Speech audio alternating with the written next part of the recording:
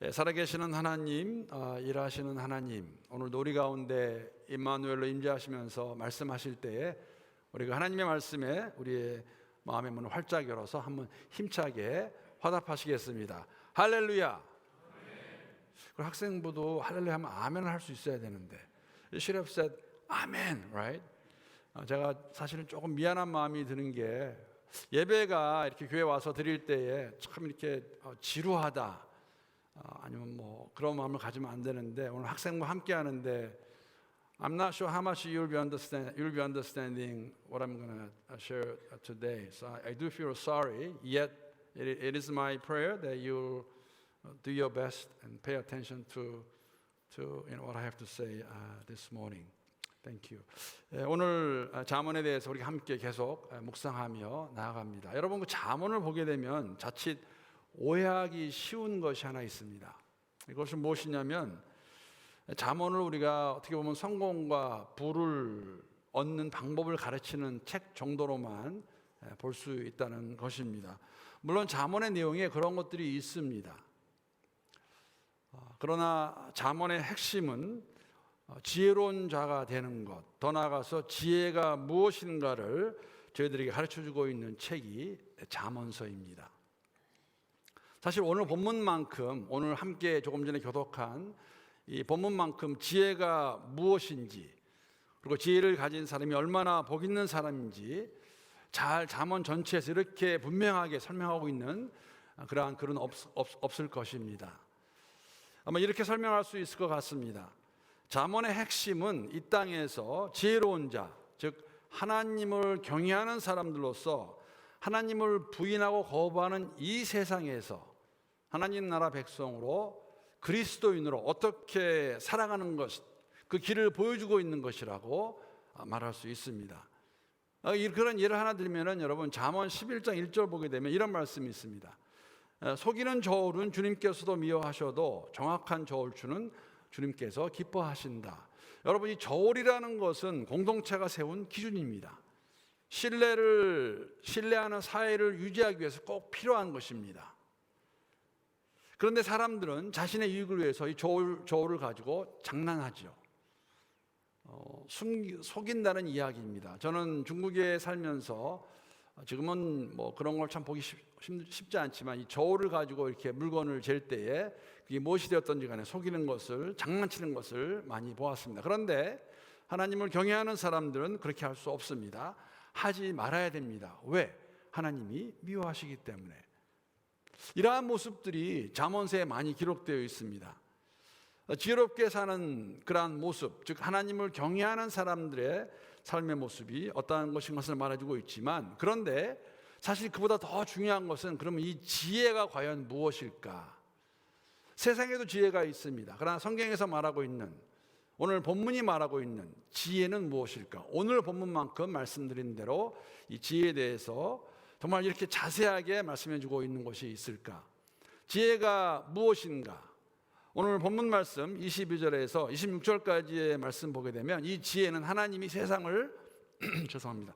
창조하기 전에 이미 있었음을 저희들에게 말씀해 주고 있습니다. 창세기 오늘 잠언 말씀 22절부터 26절까지의 말씀 제가 다시 한번 읽어보겠습니다.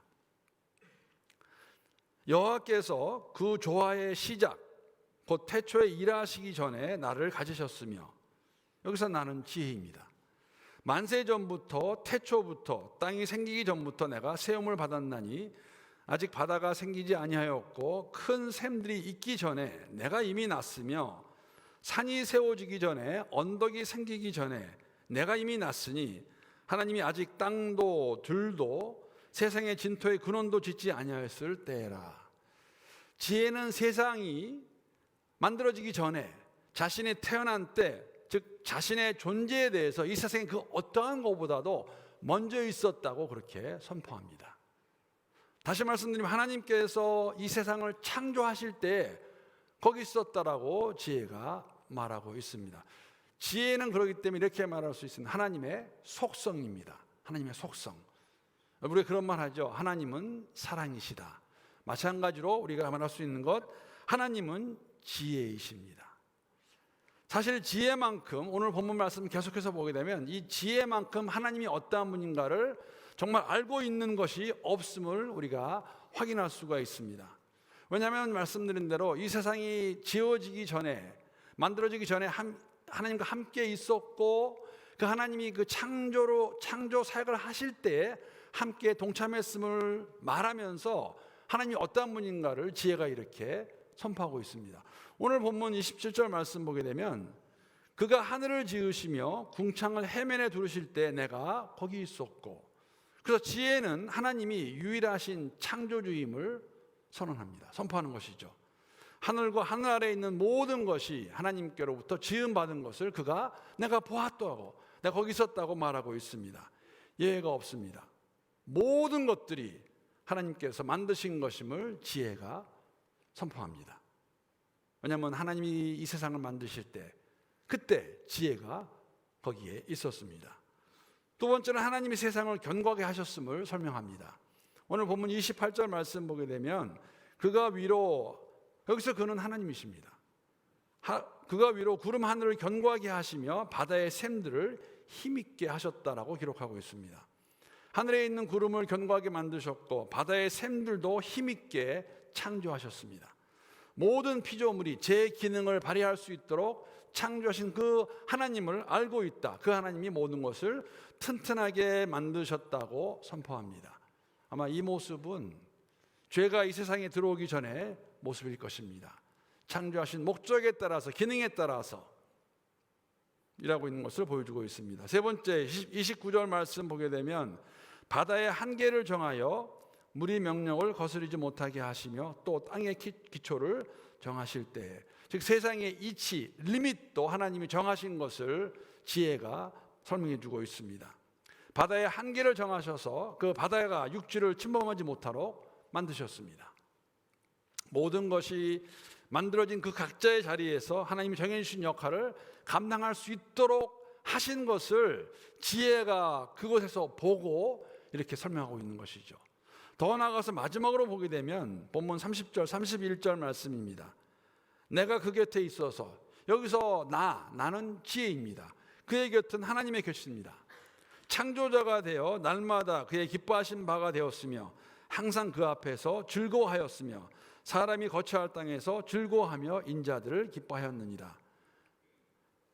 하나님이 세상을 창조하시고 매우 기뻐하였음을 지혜가 보았고 증명했고 옆에서 보았고 설명해 주고 있는 것 우리가 알 수가 있습니다.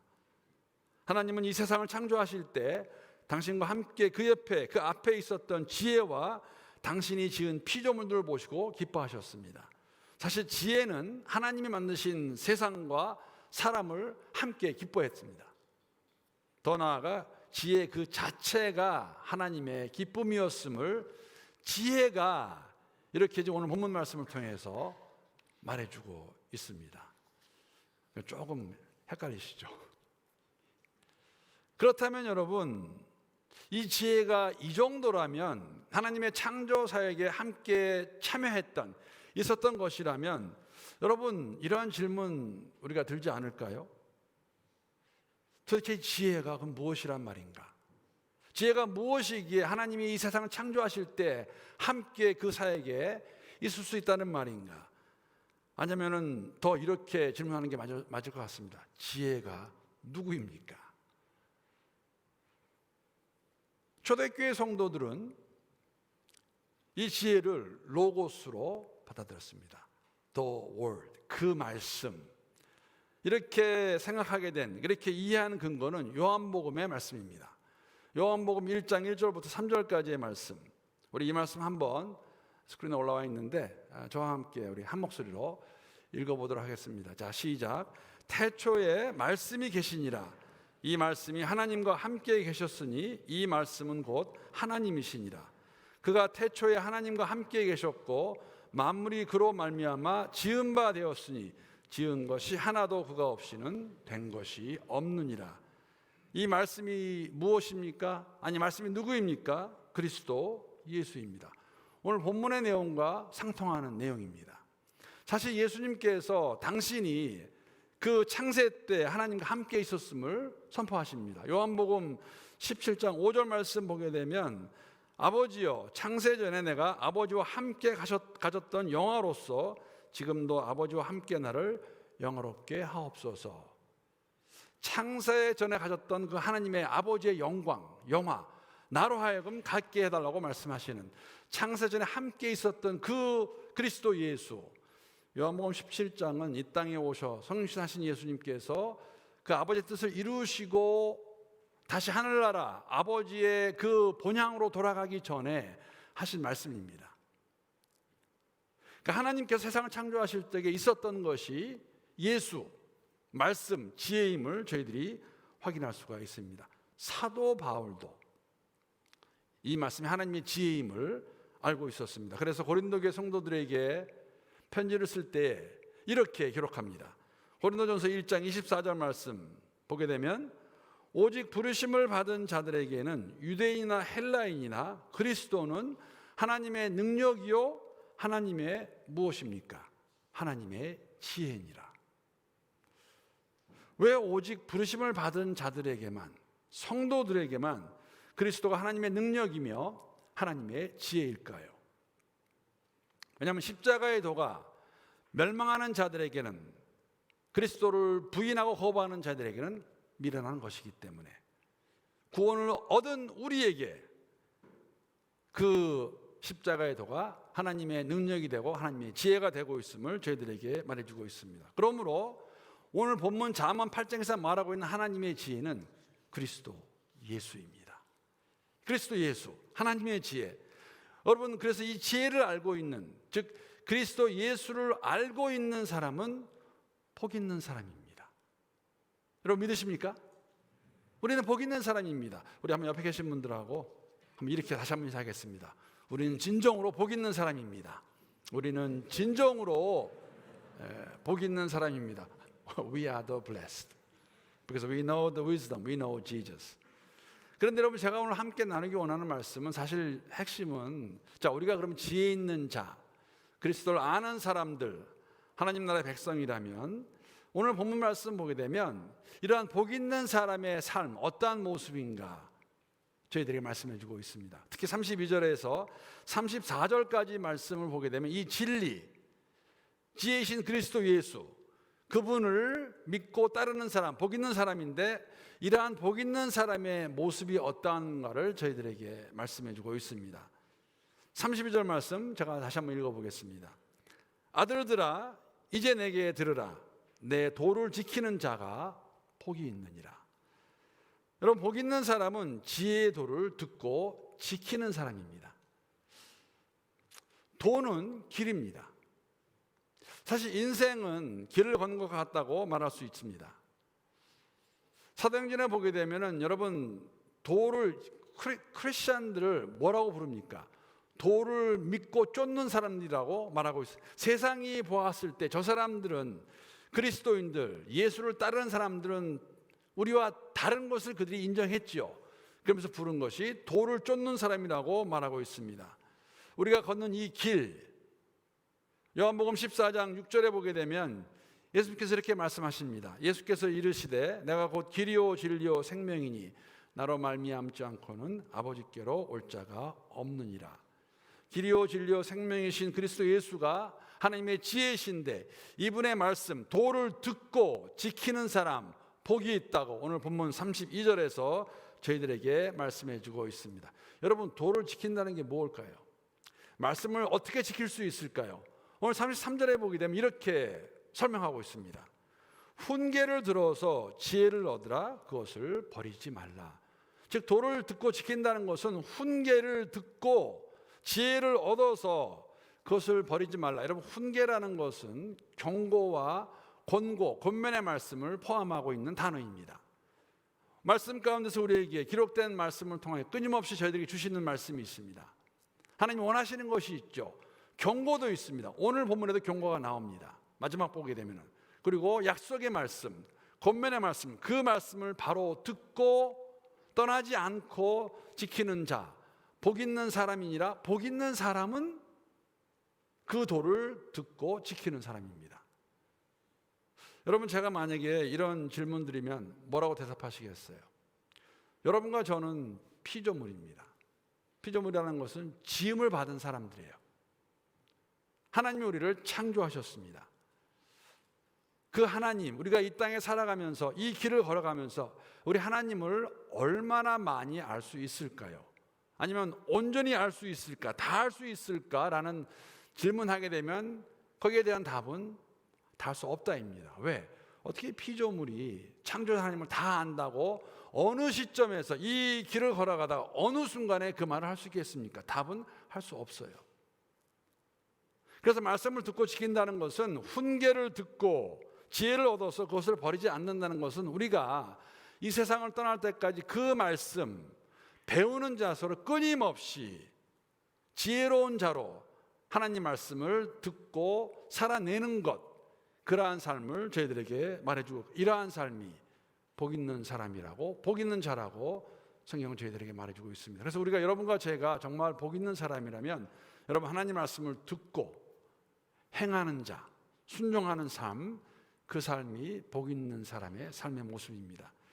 사실 두 번째는 오늘 본문 34절을 보게 되면 굉장히 흥미롭습니다. 이렇게 기록하고 있습니다.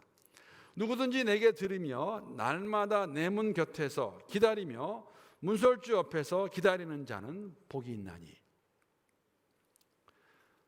복 있는 사람, 지혜의 말을 듣고 지혜가 거하는 곳 가까이에서 지혜를 기다리는 사람입니다. 이 말씀은 조금 설명이 필요할 것 같아요. 자, 지금 아버지가 아들들에게 아마 그 말씀을 드린 것 같은데, 특히 잠언 1장부터 9장까지의 내용은 아버지가 아들에게 해주는 말입니다. 지혜의 말입니다. 근데 오늘 32절 말씀 보게 되면 아들들아 내 말을 들어라 라고 기록하고 있습니다. 어쩌면 스승이 제자들에게 하는 말이 될 수도 있을 것 같습니다. 그 스승이 얘기해 주는, 아버지가 해주는 이야기는 지혜의 말입니다. 이 말을 듣는 것, 아버지가 말할 때 간곡하게 그 말을 사모하는 마음으로, 간절히 기다리는 마음으로 옆에 거할 때에 지혜를 얻을 수 있다고 저희들에게 말해주고 있습니다. 그런데 34절 말씀 보게 되면 어떻게 말하냐면 내 문 곁에서 기다리고 문설주 옆에서 기다리는 자가 복이 있다 라고 말하고 있습니다. 사실 제가 이번에 이 구절을 묵상하면서 떠오른 이미지가 있다면, 생각이 있다면, 우리가 얼마 전에 함께 묵상했던, 여러분이 지금도 잘 알고 기억하고 계시는 출애굽기 그 사건 마지막 재앙입니다. 마지막 재앙이 무엇입니까? 장자의 죽음입니다. 다 기억하실 것입니다. 그리고 장자의 재앙을 기억하게 되면 우리가 유월절 생각이 나고, 유월절의 생각이 나면 문설주가 기억이 날 겁니다. 임방과 물선주. 그래서 이 말씀을 제가 묵상하면서 생각난 이미지는 사실 장자의 재앙을 피할 수 있도록 하나님 말씀하셨던 문설주의 이미지입니다. 사실 문의 이미지입니다. 문은 요한복음에서 예수님께서 내가 곧 양의 문이라고 말씀하셨습니다. 하나님께서 모세를 통해서 바로에게 말씀하셨습니다. 10번째 재앙이었죠. 애굽 땅에 있는 처음 난 모든 것, 바로의 장자로부터 몸종의 맏아들, 심지어는 모든 가축의 처음 난 것들을 다 죽을 것을 선포하십니다. 이 재앙으로 인해서 여러분 출애굽의 말씀 보게 되면 전무후무한 곡성, 울음이 있을 것을 말씀하십니다. 그런데 이와는 대조되게 하나님께서 모세를 통해서 이스라엘 백성에게 이 재앙을 피할 수 있는 방법을 알려주셨습니다. 출애굽기 12장 3절 4절 말씀 제가 한번 세 번역으로 읽어보겠습니다. 그 말씀 보게 되면 온 이스라엘 회중에게 알려라. 하나님이 모세를 통해 바로에게 말씀하신 것 같이 하나님이 모세를 통해서 이스라엘 회중에게 말씀하십니다. 이달 열흘날 각 가문에 어린 양 한 마리씩, 곧 한 가족에 한 마리씩 어린 양을 마련하도록 하여라. 한 가족의 식구수가 너무 적어서 양 한 마리를 다 먹을 수 없으면 한 사람이 먹을 분량을 계산하여 가까운 이웃에서 그만큼 사람을 더 불러다가 함께 먹도록 하여라. 여러분, 어린 양 한 마리가 몇 명이 먹을 수 있을까요? 이 성경학자, 이게 아마 한 10명 정도가 어린 양을 잡아서 먹을 수 있을 것 같다고 생각을 합니다. 그래서 만약에 한 가족의 수가, 가정의 수가 10명이 안 되면 여기는 말씀과 같이 옆에 있는 이웃 가정을 초대해서 같이 양을 잡아서 그 어린 양을 먹으라고 말씀하십니다. 그리고 해주신 말씀이 뭐였습니까? 그 어린 양의 피를 어떻게 하라고 말씀하십니까? 임망과 문설주에 바르라고 말씀하셨습니다. 이렇게 바르라고 한 이유가 무엇입니까? 출애굽기 12장 13절 말씀 보게 되면 그렇게 하라는 이유를 말씀해 주시죠. 문틀에 피를 발랐으면 그것은 너희가 살고 있는 집의 표적이니 내가 이 집 땅을 칠 때에 문설주에 피를 바른 집은 그 피를 보고 내가 너희를 치지 않고 넘어갈 터이니 너희는 재앙을 피하여 살아남을 것이다. 그 장제 재앙을 피할 수 있는 유일한 방법을 하나님께서 모세를 통해서 이스라엘 백성들에게 말씀해 주셔서 어린 양을 잡아서 그 양은 먹고, 만약에 한 가족이 다 먹기 힘들면 옆에 있는 가족 같이 그것을 먹고 난 다음에, 공동체입니다, 그 피를 임방과 문설주에 바르라고 말씀해 주시고 그것을 지키면 재앙을 피할 수 있으라고 말씀해 주셨습니다. 근데 여러분, 이 재앙을 보게 되면 사실 10가지 재앙이 다 그렇지만 하나님께서는 이스라엘 백성들뿐만 아니라 애굽의 바로와 애굽 사람에게도 재앙을 피할 수 있는 방법을 말씀해 주셨어요. 그것이 무엇이냐면 하나님이 모세를 통해서 애굽의 바로와 애굽 사람들에게 처음 해주신 말씀이 뭡니까? 내 백성을 가게 하라. 어디로? 광야에 가서 무엇하러 갑니까? 나를 예배하게 하라. 만약에 바로와 애굽 사람이 이 하나님 말씀을 듣고 그대로 행했으면 그들이 재앙을 맞이하지 않았을 것입니다. 우리가 알고 있는 같이 문제는 그들이 그것을 받아들이지 아니했죠. 10번째 재앙에서 우리가 알고 있는 것은 뭐냐면 하나님께서 그 재앙을 피할 수 있는 것을 말씀해 주셨는데 그 재앙을 피할 수 있는 것은 임방과 문설주에 피를 바르는 것이었습니다. 오늘 본문 34절에서 뭐라고 말씀하냐면 문설주 옆에서 기다리는 자는 복이 있다고 말하고 있습니다. 이 이미지, 저는 출애굽기의 마지막 재앙, 장제 죽음 재앙을 기억하게 되었는데, 여러분, 이런 이야기입니다. 자, 하나님께서 말씀하셨어요. 지금 문설주에다가 임방에다가 피를 발랐습니다. 그 피를 바르고 기다리고 있는 이스라엘 백성들, 어떠한 마음을 가졌을까요? 무슨 말을 했을까요? 아니면 만약에 옆에 있는 이웃을 불러다가 함께 어린 양을 먹고 피를 발라놨다면 그들의 대화는 어떠했을까요? 와우, 우리가 마침내 애굽 땅을 떠나게 되는구나. 그 꿈쩍도 하지 않던 바로가 마음을 바꾼다고, 그 마음에서 더 이상 잡지 못하고 우리를 놓아줄 것이라고 말씀하신다. 왜? 하나님 말씀하셨대. 이 애굽의 바로로부터 모든 가축에 처음 난 것까지 하나님께서 다 죽이시겠다고 말씀하셨대. 그래? 그럼 우리는 괜찮은 거야? 우리는 괜찮지. 왜? 지금 우리는 이 문설주에다가 피를 바르지 않았나? 피를 발랐기 때문에 이 재앙을 면할 수 있을 것이다. 그 말씀에 순종했기 때문에 우리는 피할 수 있을 것이다. 여러분, 이 장제 재앙은 물론 다른 재앙도 그렇지만 하나님께서 분명하게 이 장제 재앙을 통해서, 마지막 재앙을 통해서 하시고자 하시는 것이 있었습니다. 원하시는 것. 출애굽기 11장 7절 말씀 보게 되면 이렇게 설명합니다.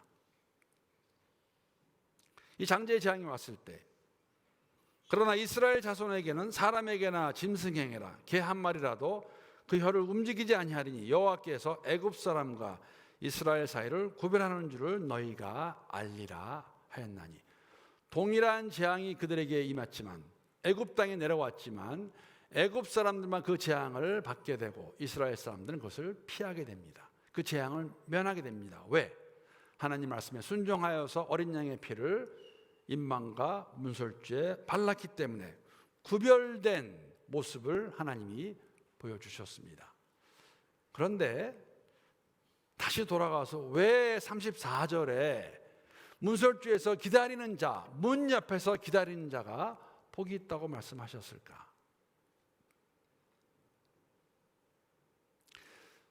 여러분, 창세기부터 계시록까지의 말씀을 보게 되면 우리가 그 말씀을 이렇게 보면서 추측할 수 있는 것들이 있어요. 영어로는 이게 이제 educated guess라고 그러는데, 하나님이 어떠한 분이신가, 그리고 이스라엘 백성, 구약에는 이스라엘 백성이 중심이 되어서 나오고 있고, 더 나아가서 크리스천들, 우리의 삶 가운데 보여주고 있는 그러한 내용들을 보게 되면 이렇게 추측할 수 있습니다.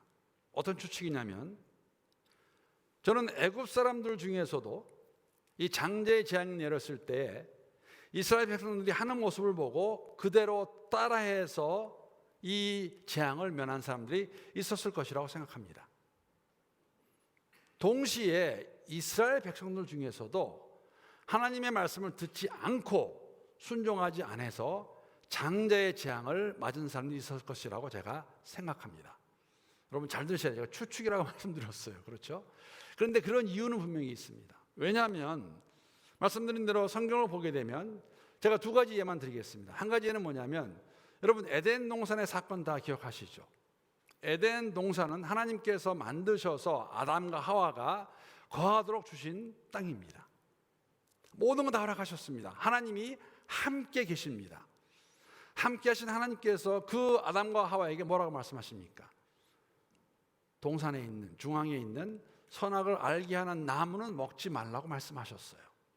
먹는 날에는 죽을 것이라고 말씀하셨는데, 여러분 하나님의 그 말씀을 듣고 아담과 하와가 어떻게 합니까? 말씀을 듣고도 불순종합니다. 하나님이 그곳에 계신 것을 알면서도 불순종했어요. 이스라엘 백성들 하나님 말씀하시는데 다 들었을까? 물론 제가 바라는 것은 다 들었기를 바라지만, 이러한 내용을 보게 되면 사실 이스라엘 백성들은 여러분 한 가지 굉장히 우스운 이야기입니다. 출애굽한 이스라엘 백성들이 45일 만에, 한 달 반 만에 시내산에 도착합니다. 하나님 모세를 부르시죠. 시내산으로. 그래서 모세가 시내산에 올라와서 하나님과 40일간 주야로 함께 교제하고 있는 가운데 십계명을 받고 있을 때 이스라엘 백성들은 그 시내산 밑에서 무엇을 했을까요? 불평합니다.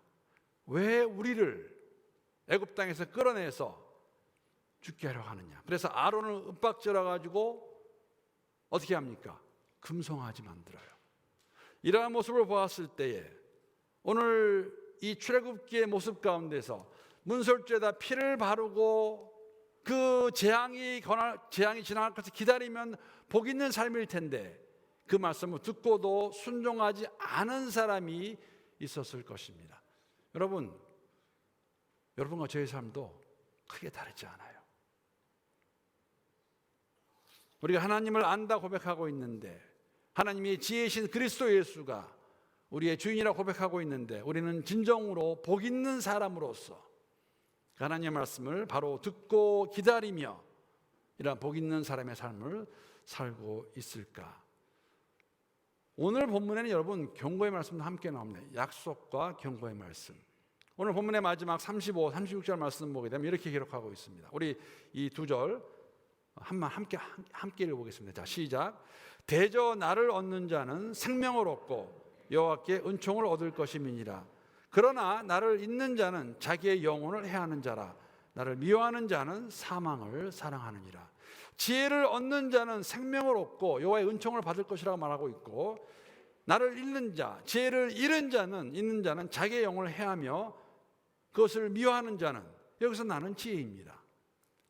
사망을 사랑한다. 사망에 이를 것을 저희들에게 말씀해 주고 있고, 이 동일한 말씀, 여러분 요한일서에 보게 되면 동일한 말씀을 이렇게 기록하고 있습니다. 요한일서 5장 11절 12절 말씀, 우리 이 말씀도 함께 읽도록 하겠습니다. 자, 시작. 또 증거는 이것이니 하나님이 우리에게 영생을 주신 것과 이 생명이 그의 아들 안에 있는 그것이니라. 아들이 있는 자에게는 생명이 있고 아들이 없는 자에게는 생명이 없느니라. 사랑하는 성도 여러분, 여러분과 저는 그리스도 예수 안에서, 지혜이신 그리스도 예수 안에서 우리는 복 있는 사람들입니다. 복 있는 사람, 그리스도의 그 말씀 바로 듣고 행하고 그 문설주 옆에서 하나님이 하신 일을 기억하는 가운데 그분만을 기대하며 기다리며 나아가는 그 삶, 복된 인생 살아갈 수 있는, 살아낼 수 있는 우리 모두가 될 수 있기를 우리 주님의 이름으로 축복합니다.